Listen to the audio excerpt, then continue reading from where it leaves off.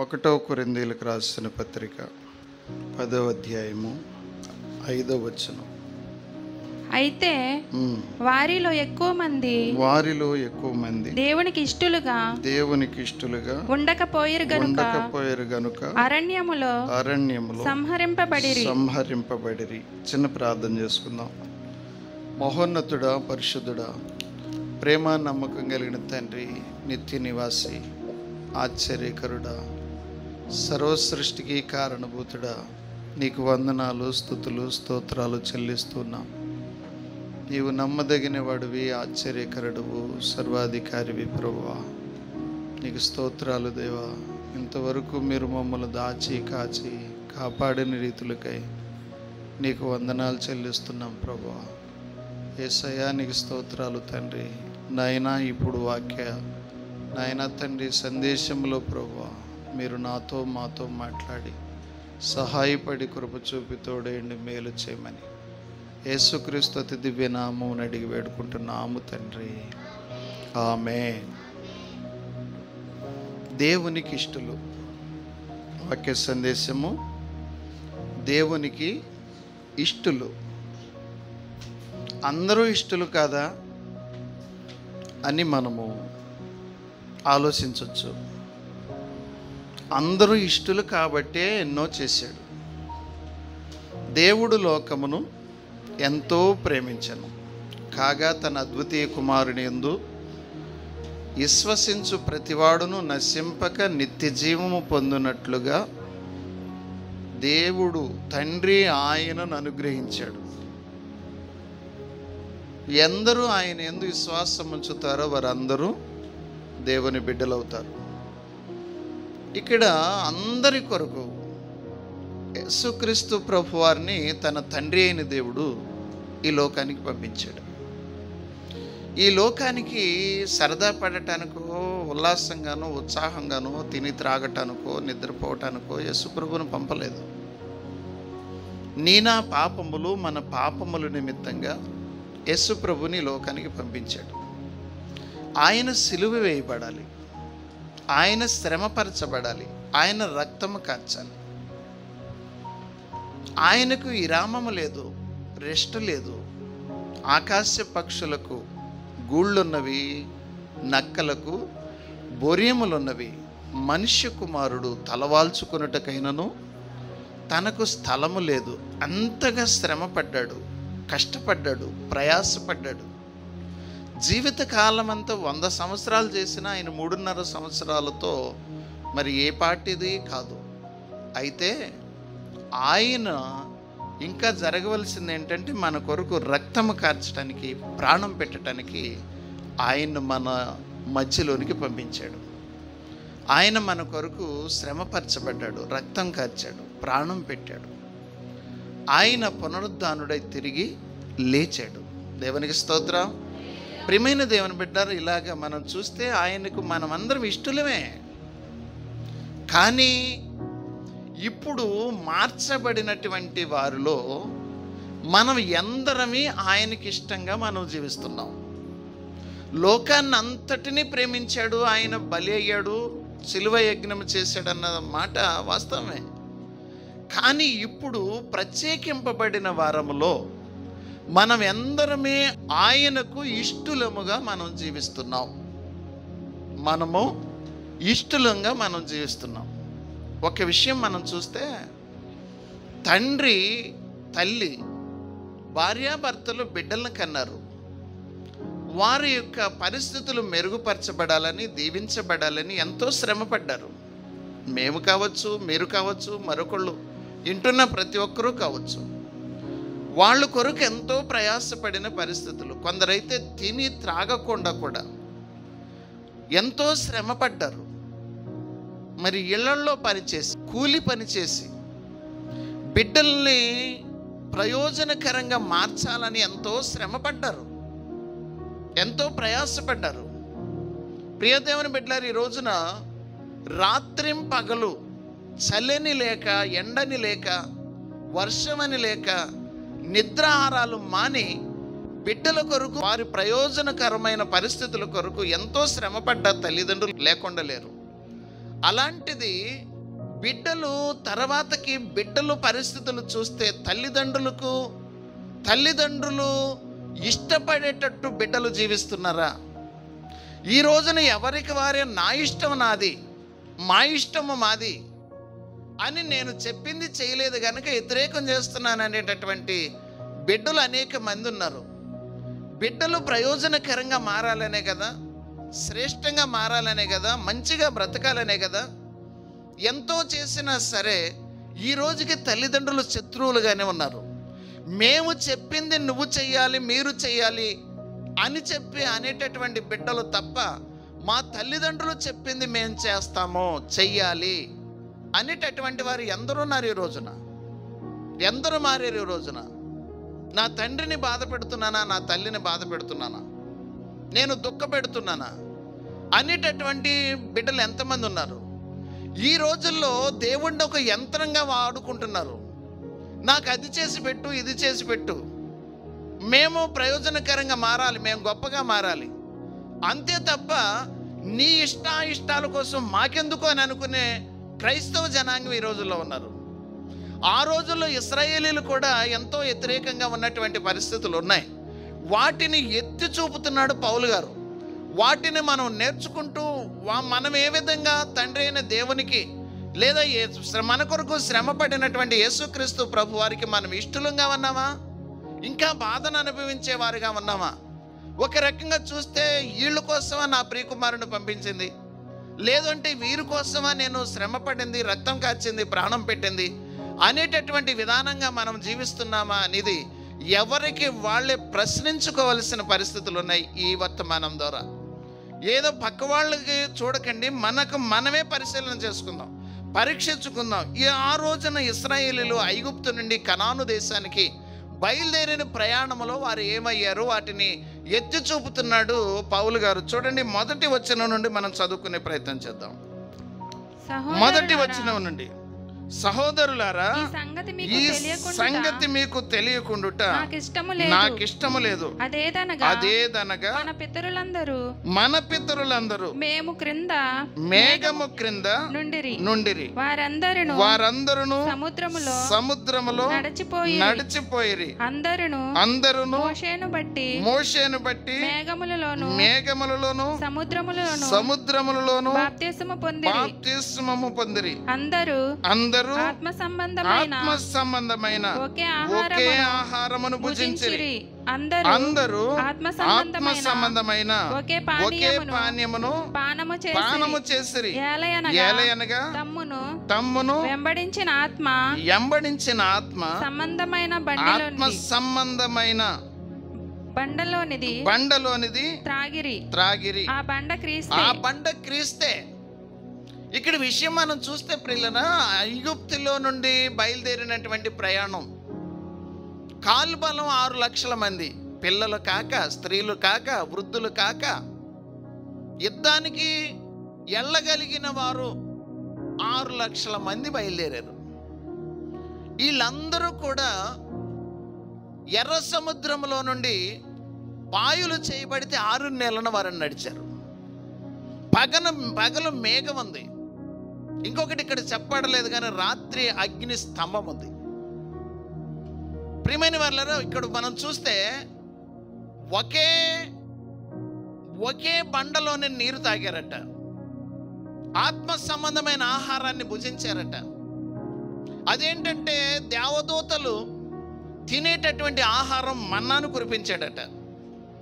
ఇలాంటి ఆహారాన్ని భుజిస్తూ ఇలాంటి పానీయాన్ని తాగారు. అందరూ కూడా ఏకమై, అందరూ మేఘం కింద ఉన్నారు, అందరూ సముద్రంలో నడిచారు, అందరూ ఒకే ఆహారం తిన్నారు, అందరూ ఒకే పానీయాన్ని పానం చేశారు. కానీ వాళ్ళ వ్యక్తిత్వాలు వేరుగా ఉన్నాయి.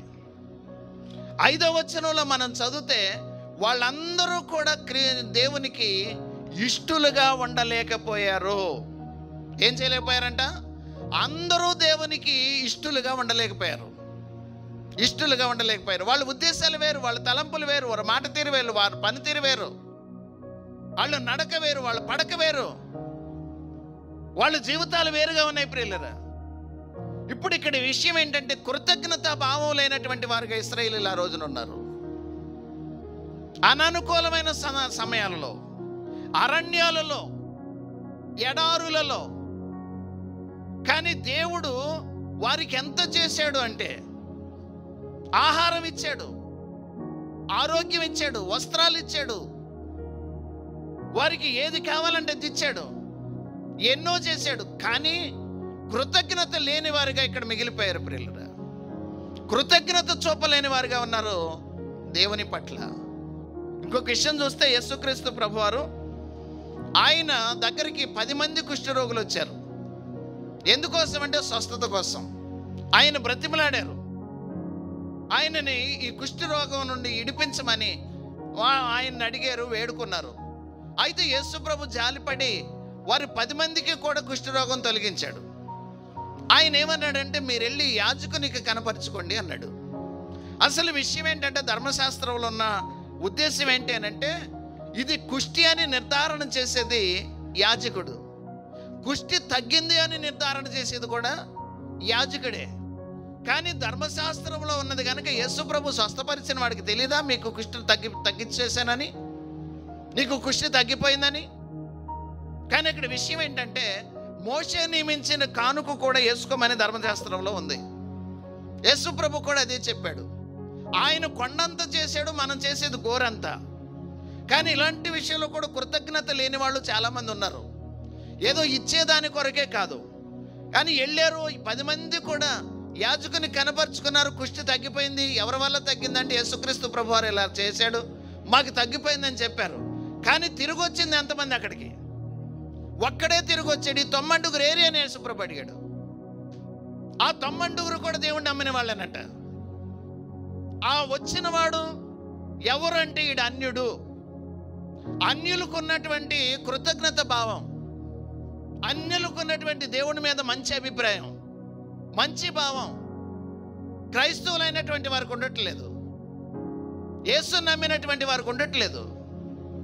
యేసు ప్రభు ఏదో మాకేదో కలగజేయాలని చూస్తున్నారు తప్ప, దేవుణ్ణి నేను ఇష్టపెడుతున్నానా, కష్టపెడుతున్నానా, బాధ పెడుతున్నానా అనేటటువంటి విధానం మన పరిశీలనలో ఉండట్లేదు, మనం పరీక్షించట్లేదు.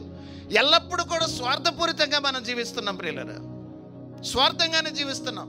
నువ్వేమిస్తావు నాకు, నువ్వేం చేస్తావు నాకు ఫలానా చెయ్యి అని అంటున్నామే తప్ప ఆయనకి ఇష్టమైన రీతిలో మనం జీవించాలి అని అనుకోవటం లేదు. ఇక్కడ అనేకమైన మేలులు ఇశ్రాయేలీయులు పొందారు, కానీ దేవునికి ఏమవ్వలేదంట, అనేకులు ఇష్టలుగా ఉండలేకపోయారు. కానీ ఈ రోజున మనం ఎంతమంది ఆయనకి ఇష్టలుగా ఉన్నాం?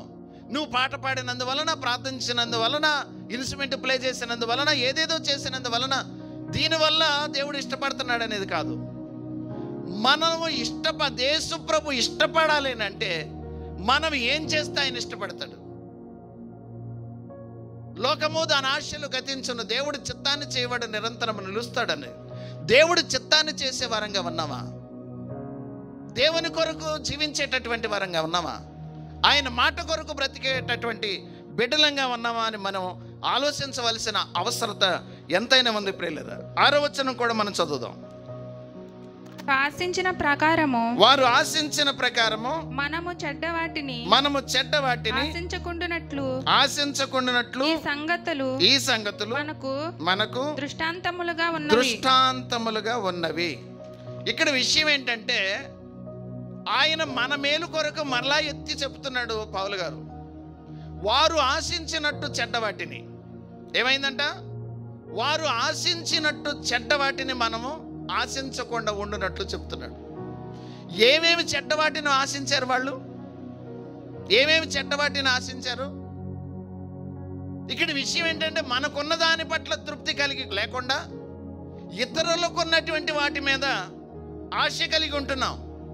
ధర్మశాస్త్రంలో కూడా 10 ఆజ్ఞల్లో కూడా కొన్ని విషయాలు చెప్పబడినాయి. నీ ఎదుటివానిది ఏది నువ్వు ఆశించకూడదు. ఎద్దునైనా, గాడిదనైనా, ఎదుటివాని భార్యనైనా, వాడి పొలాన్నైనా, స్థలాన్నైనా, దేనిని నువ్వు ఆశించకూడదు. ఒకటేంటంటే, నీ దగ్గర ఉన్నది మంచిది, కానీ ఇతరుల దగ్గరికి వెళ్ళింది, అది తెచ్చుకున్నది, అది ఏదైనా సరే చెడ్డదే. ఒక విషయంలో మనం చూస్తే నీతిమంతులంగా మనం ఉండాలి. చెడ్డదాన్ని విసర్జించేటటువంటి విధానంలో మనం ఉండాలి. చెడ్డది చెడ్డ పనులు చేసేటటువంటి విధానంలో చాలామంది ఉన్నారండి. చాలామంది ఉన్నారు. చెడ్డ జీవితాలు జీవిస్తున్నారు, చెడ్డ నడక నడుస్తున్నారు, చెడు పనులు చేస్తున్నారు, చెడు మాటలు మాట్లాడుతున్నారు, చెడులో జీవిస్తున్నారు, అందులోనే తిని త్రాగుతున్నారు పిల్లలు. ఒక రకంగా చూస్తే చెడ్డవాటికి బానిసలైపోతున్నారు. చాలామంది చెడ్డవాటికి బానిసలైపోతున్నారు. ఒక మేస్త్రి, నేను పలానా చర్చికి వెళ్తాను అని చెప్పన్నాడు. చర్చికి వెళ్తాను అన్నాడు. అయితే ఆయన ఏం చేస్తున్నాడంటే ఈ కైని ఒకటి వేసుకుంటున్నాడు. నువ్వు చర్చికి వెళ్తున్నాను అని అంటున్నావు, దేవుణ్ణి నమ్ముకున్నాను, పలానా పాస్టర్ గారు మా పాస్టర్ గారు అని అంటున్నావు, కానీ ఇదేంటి అని అన్నా. ఇదేంటి అని అంటే, ఏమండి మొట్ట వాళ్ళతో చాలా బాగాలి, అందుకనే టెన్షన్ తగ్గాలంటే ఏం చేయాలంట, ఇది చెయ్యాలి. ఏటాడి వాళ్ళు చలిలో, ఏదేదో చేసేవాళ్ళు టెన్షన్లో ఇలాగే చేయమని అన్నది ఉందా? నిన్న ఒక ఆయన నాతో మాట్లాడుతున్నాడు, దూరం నుండి దగ్గరలోకి వచ్చాడు. నేను మాట్లాడుతుంటే ఎలా ఉన్నావు, బాగున్నావు అని అంటే ఆయన ముఖం అడ్డు తిప్పుకొని మాట్లాడుతున్నాడు. ఇదేంట్రా అని అంటే ఆయన నోట్లో కైని ఉంది. ఇలాంటి చెడ్డవాటిని అనుసరిస్తూ కొందరు తాగుడు, కొందరు జోజం, కొందరు పేకాట, పలానా వాటికి బానిసలైపోతున్నారండి. బానిసలైపోతున్నారు, చెడ్డ వాటిని ఆశిస్తున్నారు. ఈ రోజున ఇవన్నీ కూడా కనబడుతున్నాయి. కనబడుతూ కనబడకుండా ఎందరో పౌనుకు బానిసలైపోయారండి. ఫోన్కి బానిసలైపోయారు, ఫోన్కి కనెక్ట్ అయిపోయారు. చాలా దురుద్దేశం. నువ్వు చెడ్డవాటిని చూడు, మంచివాటిని ఏదన్నా కానీ వ్యతిరేకంగా నిన్ను వాడేసుకుంటుంది, నన్ను వాడేసుకుంటుంది. సేవకులని లేదు, సేవకురాండాలని లేదు, విశ్వాసులు అనేది లేదు, మరొకళ్ళు లేదు. ప్రతి ఒక్కళ్ళని వాడేసుకుంటుంది. పని పాటలు కూడా వదిలేసి ఎంతోమంది దానికి బానిసలు అయిపోయాం. ప్రియ దేవుని బిడ్డలారా, ఈ యొక్క పద్ధతుల నుండి, ఈ చెడ్డవాటి నుండి మనం ఈ రోజున విడుదల పొందవలసిన అవసరత ఎంతైనా ఉన్నదని ఖచ్చితంగా నేను చెప్తున్నాను. ఒకదానికి ఫోన్కు మీరు బానిసలు అయిపోయారని పెట్టారు. ఒక విషయం ఏంటంటే, చాలా రాసుకుని వచ్చారుగా, నేను అన్నీ చదవలేదు. ఒకటి, ఆ తల్లి ల్యాప్టాప్ కానీ ఫోన్ కానీ దాసిందంట, ఏది కొడుకు నుండి. అయితే వాడు ఏం చేశాడు, బాగా ఉగ్రుడైపోయి కోపం తెచ్చేసుకొని తల్లి మీద కత్తి పెట్టుకుని దాడి చేశాడట. ఆ తల్లి చచ్చిపోయిందంట. మరి ఇంకొక తండ్రి ఆ బిడ్డకి ఫోన్ లేకుండా చేశాడట. అయితే వాడేం చేశాడు అంటే ఆత్మహత్య చేసుకుని చచ్చిపోయాడు. పూర్వకాలం ఈ మధ్యకాలంలోనే ఈ ఫోన్లు, స్మార్ట్ ఫోన్లు రాకముందు టీవీల కోసం గొడవలు అయ్యాయి. ఇంట్లో ఎన్ని టీవీలు ఉంటాయంటే హాల్లో ఒక టీవీ ఉంటుంది. ఆ టీవీ కోసం భార్యకు ఒకటి ఇష్టం, భర్తకు ఒకటి ఇష్టం, బిడ్డకు ఒకటి ఇష్టం, తల్లిదండ్రులకు ఒకటి ఇష్టం. బిడ్డల్లోనే వేరు వేరు విషయాలు. వీటిల్లో కూడా ఆత్మహత్యలు జరిగినాయి, కొందరు చనిపోయారు. కానీ ఇక్కడ ఈ ఫోన్లకు వచ్చేటప్పటికి ఎవరికి వాళ్ళే డివైడ్ అయిపోయింది అనమాట. పిల్లలు ఎంతమంది ఉంటే అంతమందికి ఫోన్లు, తల్లికి ఫోను, తండ్రికి ఫోను, భార్య భర్తలకు ఫోన్లు. ఇలాగ చూస్తే ఎవరికి వాళ్ళని వాడేసుకుంటుంది. చెడ్డవాటికి బానిసలైపోయిన పరిస్థితులు ఉన్నాయి. ఇక్కడ చెప్తున్నాడు, వారు చెడ్డదాన్ని ఆశించారు, వాళ్ళు చెడిపోయారు, పడిపోయారు. కానీ మీరు జాగ్రత్త. ఈ మాట చెప్పేటప్పటికి ఇవన్నీ కూడా, ఈ టెక్నాలజీ కూడా లేదు ప్రియులారా. ఈ రోజుల్లో లోకం ఎలా ఉంది? ఆ రోజున ఇశ్రాయేలీలు మనం చెప్పుకుంటున్నాం, ఈరోజు మనం ఎలా ఉన్నాం? క్రైస్తవులంగా పిలువబడుతున్న మనం ఎలా ఉన్నాం? ఏ విధంగా మనం జీవిస్తున్నామో ఆలోచించవలసిన విషయం ఎంతైనా ఉంది. తర్వాత 7వ వచనాన్ని కూడా చదువుదాం. జనులు తినుటకును త్రాగుటకును కూర్చుండి ఆటలాడుటకు లేచిరి అని వ్రాయబడినట్లు వారిలో కొందరి వలె మీరు విగ్రహారాధకులై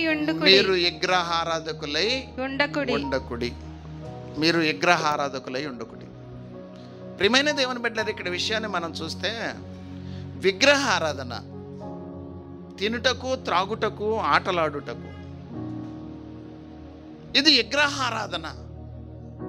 ఈ రోజున మనం చూస్తే వాళ్ళు ఏ ఉద్దేశాలకు వెళ్ళిపోయారు? ఎలా వెళ్ళిపోయారు? యాకోబు జనాంగం కూడా, ఆ రోజున యాకోబు ఇంటి వారు కూడా దేవతా విగ్రహాలను బయటపడేయండి అన్నాడు. రాహేలు కూడా ఏం చేసింది? ఆ గృహ దేవతలను తెచ్చుకున్నట్టుగా రాయబడింది. వాళ్ళ ఉద్దేశాలు, నిజ దేవుడు ఎర్ర సముద్రం దాటించి ఇన్ని కార్యాలు అద్భుతాలు చేసినా, ప్రత్యేకమైన రీతిలో దేవుడు చూస్తూ ఉన్నా, పక్కన విగ్రహారాధనల మీద వీళ్ళ మనసు ఉంది. దేవునికి స్తోత్రం. హల్లెలూయా, హల్లెలూయా.